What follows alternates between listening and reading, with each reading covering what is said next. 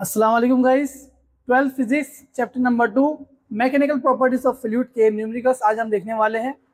तो आज एक न्यूमेरिकल है, क्वेश्चन है जिसमें कहा गया कि 27 ड्रॉपलेट्स 27 छोटी छोटी बूंदे जब आपस में मिलती है, मिलाप करती है, तो उसका जो एक बड़ा ड्रॉप बनाती है मिलकर, उसके सरफेस एनर्जी में चेंजेस मालूम कीजिए।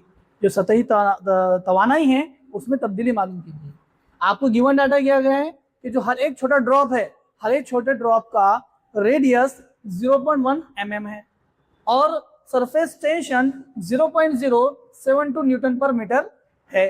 अब आपको चेंज इन सरफेस एनर्जी मालूम करना है। देखिए, सबसे पहले तो हम जो गिवन डाटा लिख देंगे कि n 27 ड्रॉपलेट्स है, देन r 0.1 mm है, t हमारे पास 0.072 न्यूटन पर मीटर स्क्वायर न्यूटन पर मीटर है। अब r को हम mm से मीटर में चेंज करेंगे, तो आपको पता है कि 1 मीटर में 1000 mm होते हैं।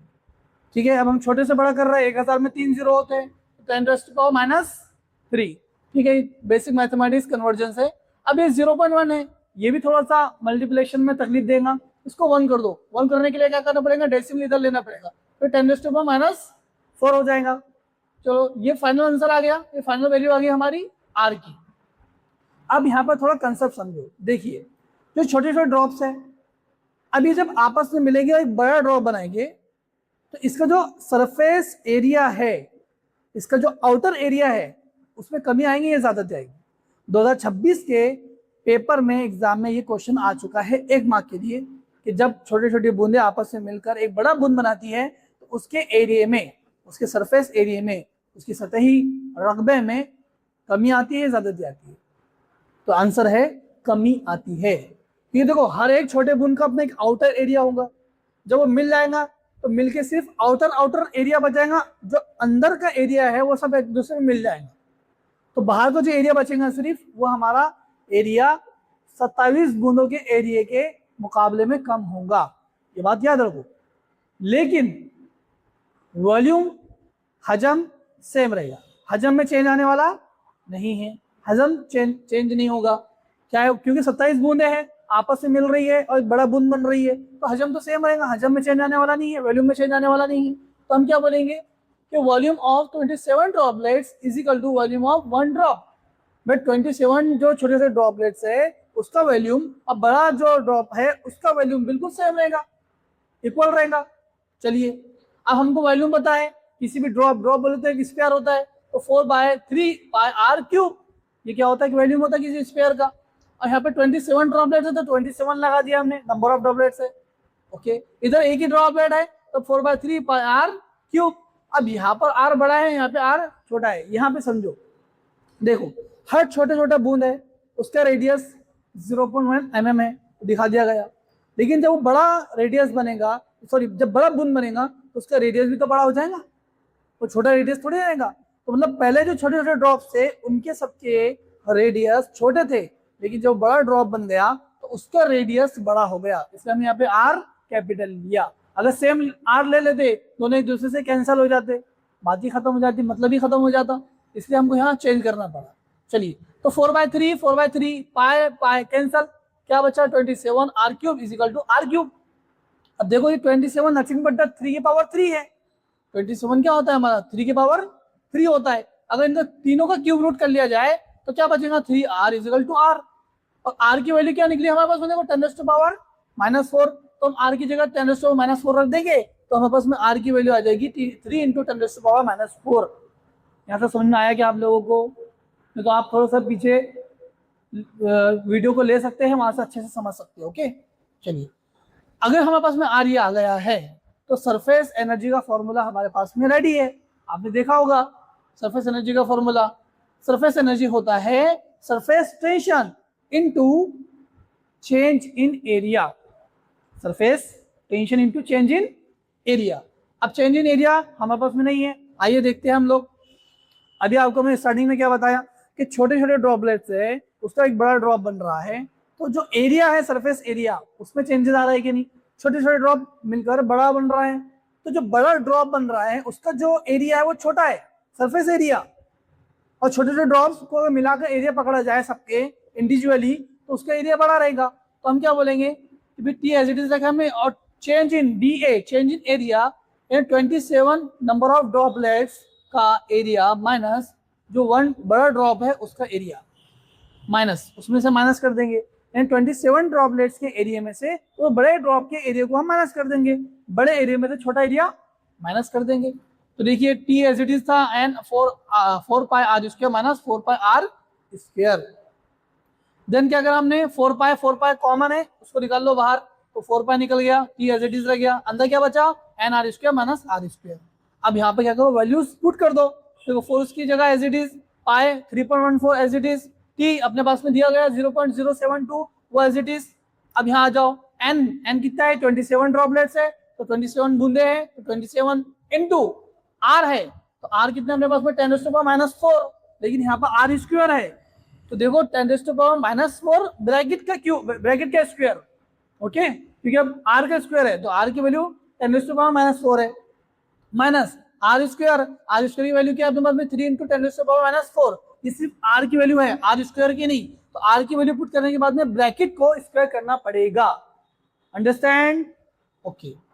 देन अब यहाँ थोड़ा समझो, देखो पावर है 4, उसकी पावर 2, तो पावर आपस में क्या हो जाएगी मल्टीप्लाई, 4 इंटू 2 कितना हो जाएगा 8, या 4 इंटू 2 कितना हो जाएगा 8। अब देखो 10 की पावर -8, 10 की पावर -8, माइनस है तो माइनस लगेगा। अब ये -8 कॉमन निकाल कर बाहर निकाल लो, जब ये कॉमन निकाल लेंगे इधर क्या बचेगा 27, इधर क्या है 3 और ये पावर 2, तो 3 की पावर 2 कितना होता है 9, इधर 27 बचा, इधर 9 बचा, 27 में से माइनस 9 हो जाएगा तो कितना होगा 18, कितना बचेगा 18, और ये हमने जो पावर बाहर निकाली थी 10⁻⁻8 वो एज इट इज कॉमन निकाल लिया था, और 27 में से 9 चले गया तो 18 बचा, और हमारा ये जो कैलकुलेशन है इसको अगर हम मल्टीप्लाई करें तो 0.904 आता है, ये अपने पास में वैल्यू आ गई। इस वैल्यू को हम आपस में मल्टीप्लाई करेंगे तो फाइनल आंसर आएगा 16.27 इंटू 10⁻⁸ जूल। अब यहाँ पर जूल लिखना बहुत जरूरी है, तो कुछ यूनिट्स आप लोग या रट्टा मान लो, जैसे फोर्स का न्यूटन होता है, एनर्जी का जूल होता है, क्योंकि आपको यूनिट कन्वर्जन बहुत इंपॉर्टेंट है। अगर नहीं आ रहा आपको यूनिट कन्वर्जन तो सिंपल आप याद रख लो, याद रखकर इसको क्या करो लिख दो एज इट इज, ओके, समझ में आया, बहुत अच्छी। अब नेक्स्ट अपने पास में एक क्वेश्चन है, एक न्यूमेरिकल है, इसमें कहा गया एक साबुन का बुलबुला, देखो यहाँ पे ड्रॉप की बात हो रही थी, यहाँ बुलबुले की बात हो रही है, समझना, एक साबुन का बुलबुला है। अब साबुन के बुलबुले के अंदर यानी इसका जो बबल है, इसका जो डायमीटर दिया हमको, रेडियस नहीं दिया, डायमीटर दिया 6 सेंटीमीटर, और सरफेस टेंशन दिया 0.04 न्यूटन पर मीटर, और ये कहा जा रहा कि बताओ इसमें इसका सरफेस एनर्जी कितना होगा। यहाँ पूछा था change in surface energy, change in surface energy, यहाँ पूछा सिर्फ सरफेस एनर्जी, ओके। तो सरफेस एनर्जी का फॉर्मूला क्या है, पहले तो हम क्या करेंगे, देखो डी है, इसको रेडियस में चेंज करेंगे डायमीटर को, तो रेडियस क्या हमारा ये 6 है तो ये 3 हो जाएगा, रेडियस आधा होता है, और सेंटीमीटर है तो सेंटीमीटर को मीटर में चेंज करना पड़ेगा। 1 मीटर में 100 सेंटीमीटर होते हैं, 100 मतलब 2 जीरो करना है, तो देखो 0.03 मीटर। अभी हमारे पास में यूनिट कन्वर्जन आ गया, और सरफेस एनर्जी का फॉर्मूला क्या है, सरफेस एनर्जी का फॉर्मूला है सरफेस टेंशन इनटू एरिया। देखो यहाँ पर क्या था, यहाँ था surface tension into change in area, क्योंकि हमको सरफेस एनर्जी के एरिया में चेंज करना था और वो हमको मालूम करना था, यहाँ सिर्फ हमको एनर्जी मालूम करना है।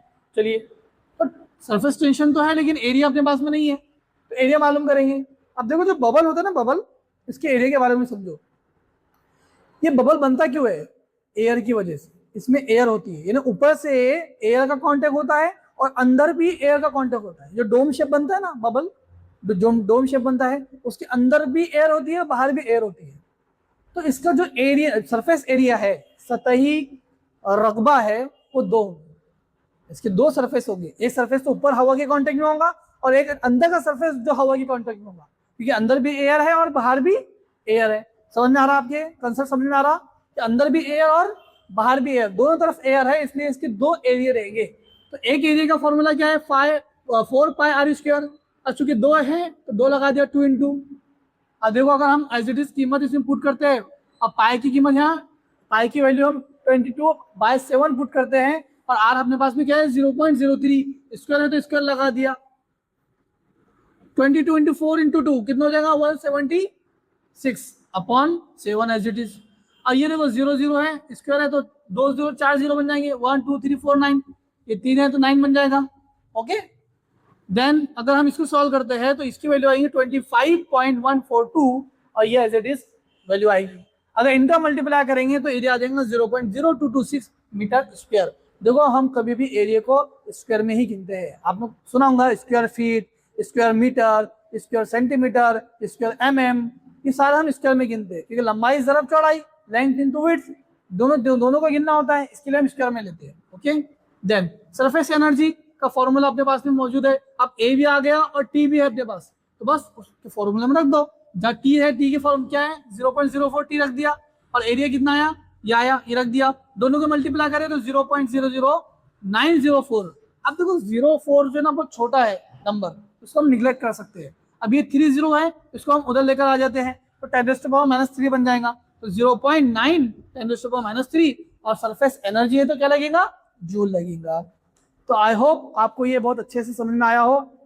इसी से रिलेटेड आपको 2026 के पेपर में सवाल भी आया था 1 मार्क के लिए, जो बहुत इंपॉर्टेंट था। इसी से रिलेटेड था कि जब 27 उसने कहा था कि जब बहुत सारे ड्रॉप, बहुत सारी बूंदें आपस में मिलती है तो उसका सतही रकबा में इजाफा होता है या कमी होती है, उसके जो सरफेस एरिया होता है उसमें कमी होती है या ज़्यादती होती है, तो आंसर है कमी होती है, जो हमने यहाँ पर देखा लिया। ओके, और ऐसे ही मेरे 2 पार्ट और मैंने अपलोड किया है मेरे इस चैनल के ऊपर, पार्ट 1 पार्ट 2, ये पार्ट 3 है।